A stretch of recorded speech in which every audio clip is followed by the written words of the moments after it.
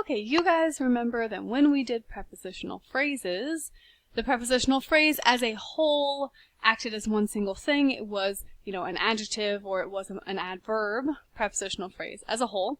But then inside of it there were different words. We had the object of the preposition, we had the preposition itself, sometimes extra modifiers, etc. Adjective clauses are going to work the exact same way. As a whole, it's going to do some particular task. Namely, it's going to be an adjective. And inside of the adjective clause, inside of that group of words, each word will have its own sort of role or, part of speech, things like that. So let's take a look. The woman who hit Fred ate fish. Here, the adjective clause is who hit Fred, and it describes the woman. Which woman? That woman that hit Fred. That's the woman. That's the one we're talking about, right?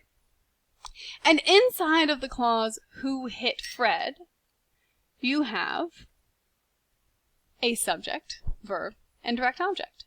Why? Because every clause has to have a subject and a verb, and this one happens to have a direct object. So, the verb is hit, the direct object is Fred. Fred is the one who was hit. And that means that the subject has to be who, this word over here, who. Now, who is kind of a weird one. We're going to get into it a little bit more later, but suffice to say for now, who is a thing we're going to call a representative. Right? So, who is like a stand-in for the woman, because in our sentence, the woman who hit Fred, who is like referring back to the woman, right? Okay, now we want to get into diagramming, obviously. In diagramming, because we have our own mini diagram for who hit Fred, we can set it up as subject, verb, direct object, who hit Fred, just like that. Now, obviously, we're also going to want to have the main part of the sentence. The main part of the sentence, without the who hit Fred part, is just the woman ate fish. The woman who hit Fred ate fish, right?